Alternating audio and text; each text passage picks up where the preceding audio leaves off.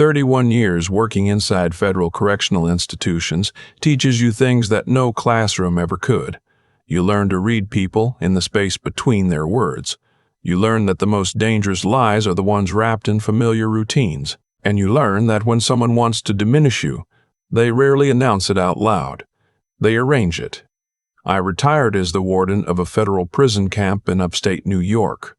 Over 400 inmates. A staff of 212. I had handled lockdowns, federal audits, and inspections from Washington that could end a man's career with 3 sentences in a report. I knew manipulation. I knew performance. I knew the difference between someone who was sorry and someone who was sorry they got caught. None of that prepared me for what I walked into at my own retirement celebration. At the head of the family table, the table my wife had personally arranged at the Harborview Grill in Saratoga Springs, sat the man she had been spending her Tuesday afternoons with for the better part of 6 months. He was 43 years old. He had remodeled our kitchen the previous spring. He still had calluses on his hands and a comfortable smile that he wore like a man who had never been held accountable for anything significant in his life. I didn't raise my voice. I didn't reach for my phone. I stood in the entrance of that private dining room for exactly as long as it took me to understand what I was looking at. Then I walked to the nearest empty chair, sat down beside my son-in-law, ordered a bourbon, and wished everyone at the table a pleasant evening. My wife's face went the color of chalk. She called me 11 times before I reached the parking lot. I did not answer once. The Harborview had been her idea from the start. 40 years of combined service between the two of us, she had said. Me in corrections, her in real estate deserved something more than a backyard cookout. She had booked the private room herself. She had chosen the menu, the floral arrangements, the seating chart. I had offered to help with the planning on 3 separate occasions and been told, pleasantly but firmly, that she had it handled. I should have paid more attention to that. We had been married 32 years. We met when I was a correctional officer, and she was processing real estate licenses out of a 1-room office in Albany. She was the kind of woman who remembered the names of every person she had ever sold a house to and kept handwritten notes about their children's birthdays. She built her business the same way I built my career. One relationship at a time, with patience, with attention to detail. That attention to detail, I would come to understand, had been redirected. I first noticed something was off in March, 4 months before the party. It wasn't a dramatic discovery. It was a line item on our joint checking account. A charge of $340 at the Saratoga Hilton on a Tuesday night when she had told me she was attending a regional real estate conference in Albany. The conference was real. I checked. It ran from 9 in the morning until 4 in the afternoon. It did not require an overnight stay in a different city. I didn't say anything.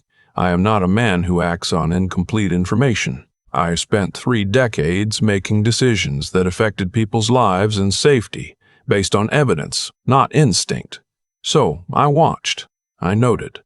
Over the following 6 weeks, I identified 4 additional charges that did not match the explanations I had been given. A dinner receipt in a restaurant 40 minutes from our house on a night she claimed to be visiting her sister. A spa charge in a town neither of us had mentioned visiting.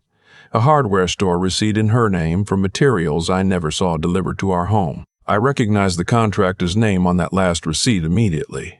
He had spent 8 weeks in our house the previous spring, tearing out the old kitchen down to the studs and rebuilding it. He was skilled, I had to admit that much. He was also 20 years younger than me, easy with a compliment, and had a habit of laughing at things my wife said just a half-second longer than was necessary. I had noticed it at the time and dismissed it as a professional pleasantry. I did not dismiss it a second time. I reached out to a former colleague of mine, a man I had known for 20 years who had retired from the FBI field office in Albany and now ran a small private investigation firm out of a converted carriage house in Clifton Park. I told him only what I needed to. He asked only what was necessary. He was thorough and discreet, and had the quiet competence of a man who had spent his career in rooms where emotion was a liability. Within 3 weeks, I had a folder. Photographs. Per car in the parking lot of an apartment complex in Ballston Spa on 3 separate Tuesdays between 10 in the morning and 2 in the afternoon. A text thread obtained legally through a carrier subpoena my attorney filed under the framework of a civil asset inquiry that confirmed the relationship had begun in October. A record of 2 transfers from her personal business account, the account she had established independently when she incorporated her real estate practice, into a joint account he maintained with a business partner, totaling just over $9,000. Renovation consulting fees, the memo line read. I sat in my home office the night I received that folder and looked at it the way I used to look at incident reports. With distance, with the specific kind of stillness that comes when you have been trained to absorb difficult information and decide what to do with it rather than react to it on impulse. What I felt was not the rage I might have expected. It was a grief I recognized from a different context, the grief of a man who realizes that the threat was already inside the perimeter.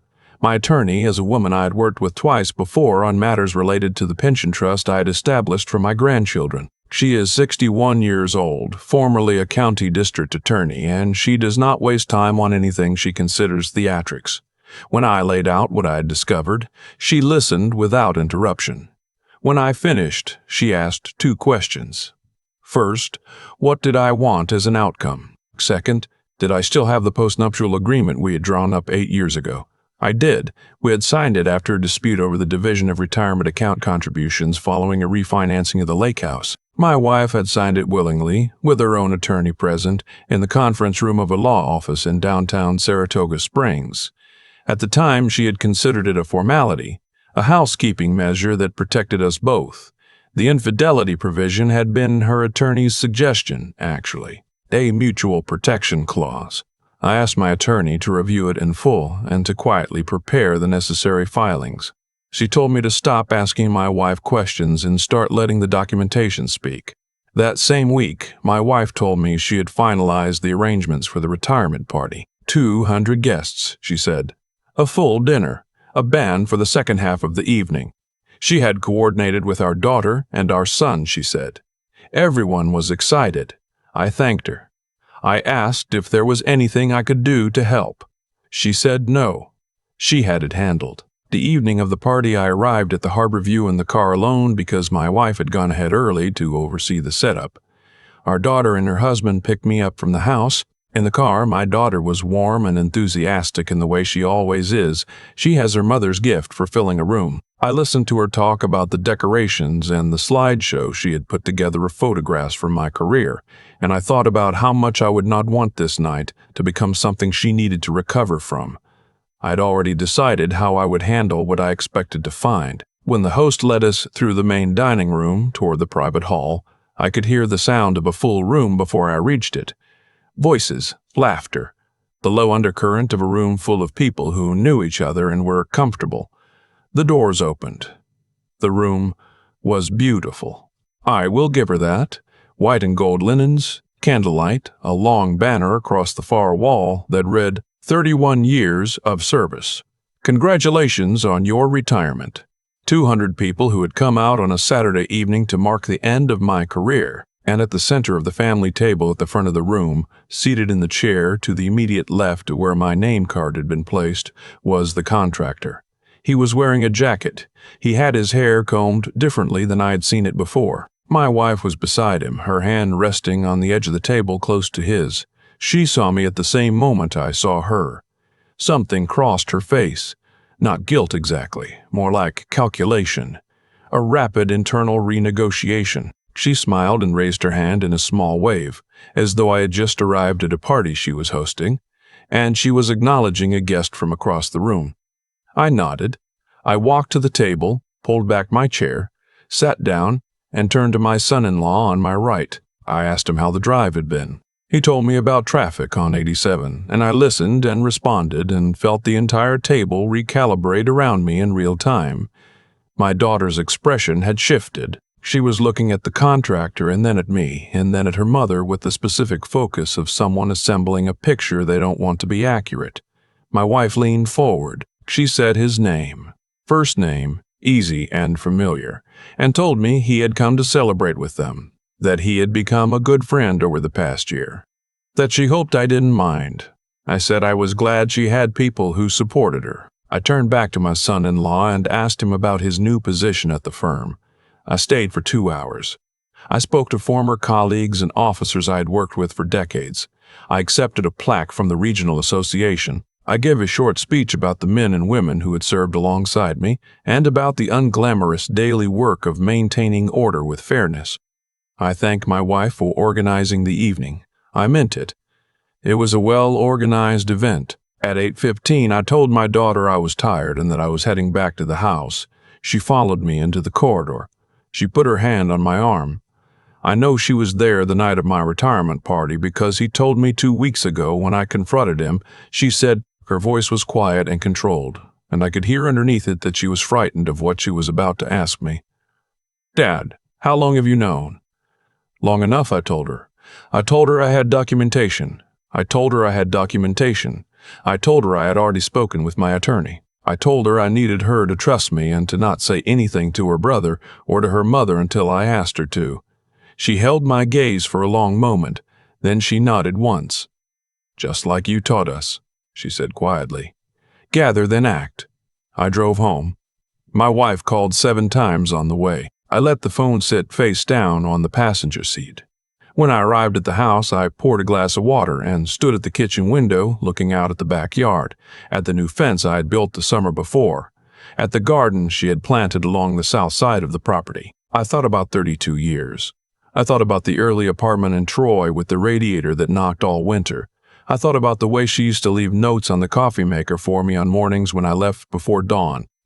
I was not without grief, but grief and action are not incompatible. My wife came home at 11. She came into the kitchen and set her bag on the counter and stood across from me with the particular posture of someone who has rehearsed a conversation on the drive home. She said it wasn't what I thought it was. I asked her what she thought I thought it was. She said he was a friend, that it had become complicated, that she had never intended for it to look that way. I asked her how she had intended for it to look. She said she had been lonely. That word. I had been waiting for it, not because I hadn't expected it, but because I needed to hear how she carried it, whether it was an explanation or a justification. It was a justification. She said it the way someone says a word that is meant to close a door rather than open one. I told her I understood loneliness. I had worked nights, weekends, holidays. I had missed graduations and anniversaries for emergency lockdown situations. I knew what absence cost a family. I had carried that weight for 30 years. What I had never done was arrange for someone else to occupy my wife's chair while I was away doing it. She didn't respond to that.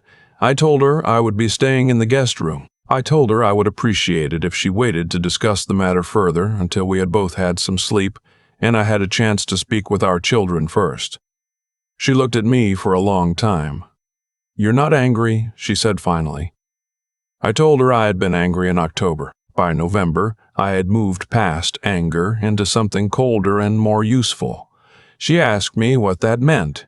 I told her she would find out through proper channels. The family meeting was my daughter's idea technically, but the shape of it was mine. I asked her to reach out to her brother and to arrange for both sides of the family to come together at our home the following Saturday, framed as a conversation about next steps, now that I was retiring. My wife's sister was included. My wife was told it was a family planning session. It was not a family planning session. When everyone had gathered in the living room, my son and his wife, my daughter and her husband, my wife's sister and my wife, I sat down at the head of the table we used for Thanksgiving, and I placed a folder on the surface in front of me. I kept it simple. I did not perform. I told them that I had been aware of the situation for approximately 4 months. I told them I had documentation. I opened the folder and placed the relevant materials at the center of the table, not to humiliate, but to establish that this was not a misunderstanding, not a moment of poor judgment that could be contextualized away over the following weeks. I identified the financial transfers. I referenced the text record. I showed the photographs. No one spoke for a long time. My wife's sister looked at the table. My son looked at his mother. My daughter held her husband's hand. My wife said very quietly that she had not expected me to take it this far. I told her I had taken it exactly as far as the situation required. She said she was sorry. I told her I believed she was. I also told her that sorry in this context was not a resolution. It was a starting point. My attorney filed the following Monday: dissolution of marriage, citing breach of the postnuptial agreement under the infidelity provision, and civil recovery for the diverted funds. The contractor's name appeared in the financial documentation as a recipient of transfers from the marital estate. He retained an attorney within a week. His attorney sent a letter suggesting the transfers were for legitimate consulting services. My attorney replied with a single-page response that included the text record, the photograph timeline, and a note that her client was prepared to proceed to discovery. His attorney did not respond to that letter. The contractor's involvement with the case was withdrawn quietly and without fanfare within 3 weeks. The recovery of funds was handled through mediation, as my attorney had anticipated. He did not contest it. My wife moved into her sister's house during this separation period. She continued to work. She was a capable woman with a career she had built herself, and I had never doubted that she would be all right in material terms. What she was not prepared for was the postnuptial clause. She had signed it 8 years ago without considering it seriously, because she had not imagined a future in which it would be relevant. The provisions were clear: no spousal maintenance, property division according to premarital asset schedule. The lake house, purchased with my pension inheritance before our marriage, remained mine. She did not fight it. I think by the time the filings were complete, she had run out of the particular energy required to contest things she knew were accurate. There was a conversation I had with my son that I return to sometimes. He came to the lake house about a month after the filing, drove up on a Sunday afternoon unannounced, knocked on the door like he wasn't sure he'd be welcome. I let him in and put coffee on, and we sat at the kitchen table without speaking for a long minute. He said he didn't understand how I was so calm. I told him calm wasn't the same as fine. He asked me if I blamed myself. If the long hours, the career demands, the years of being physically present in someone else's institution while being absent from my own home. If I thought any of that had contributed. I thought about that question for a while before I answered it. I told him that I had asked myself the same thing. That absence, real absence, the kind that accumulates over decades and hollows out the space between two people, that was a real thing. And I carried my share of responsibility for it.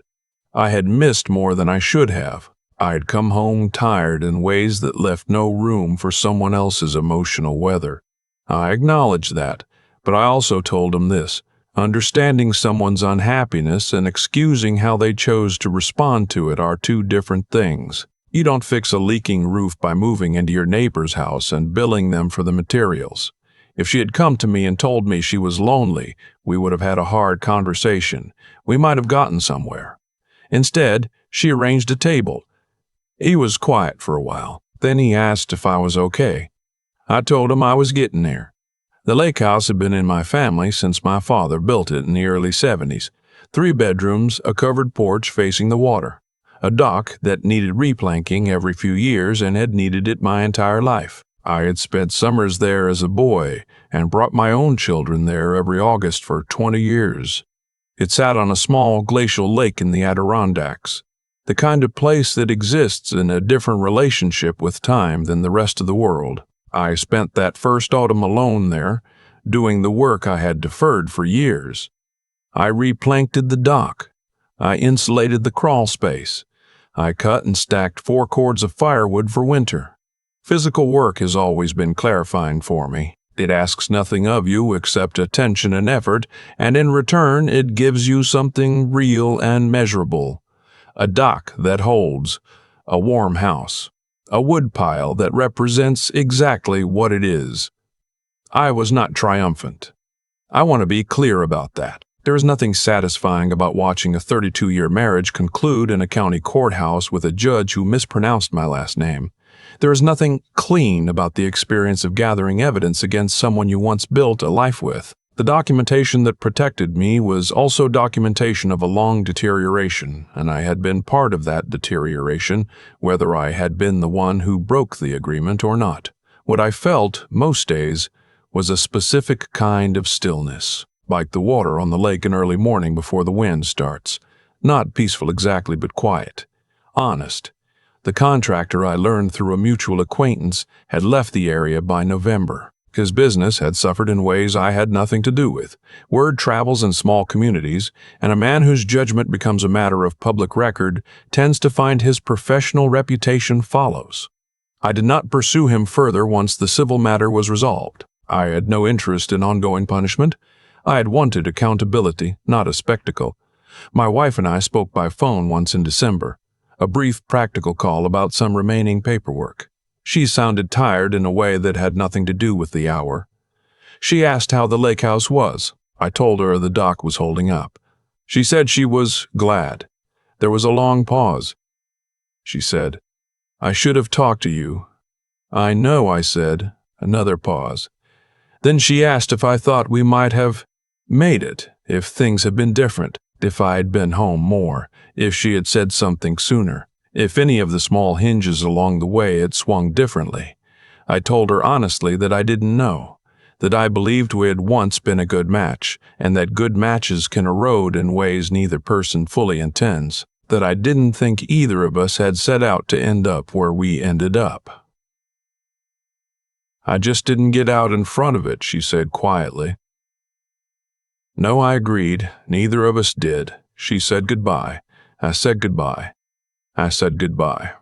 I set the phone down and looked out at the lake in the dark and let the silence be what it was. My daughter came up to visit in January with her husband and their 2 children. My grandchildren are 7 and 9 years old, and they have the specific gift of making everything else in the room irrelevant. We spent 3 days ice fishing and playing board games and cooking large meals that took longer to prepare than to eat. On the last evening, after the kids were asleep, my daughter sat with me on the porch with 2 mugs of tea and the kind of quiet that only happens between people who have known each other long enough to not need to fill it. She asked me what came next. I told her I wasn't in a hurry to answer that question.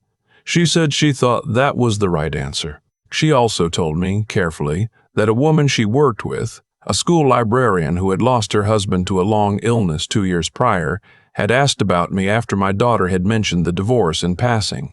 She said she wasn't trying to arrange anything. She just wanted me to know. I told her I appreciated her not trying to arrange anything. She smiled and said, "You'll know when you're ready."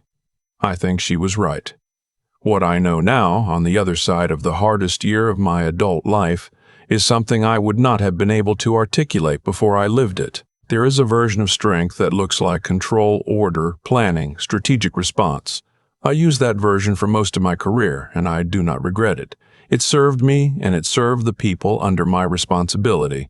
But there is another version of strength that has nothing to do with control. It is the strength of sitting with what is true without needing to reshape it into something more comfortable. It is the strength of saying, "This is what happened, this is my share of it, and this is where I go from here." Not with bitterness, not with performance, but with the quiet intention of someone who has decided that the rest of his life belongs to him. I did not lose my marriage because I was weak. I did not keep my dignity because I was cold. I walked away from a table where I was being tested, and I chose not to pass that test the way they expected me to.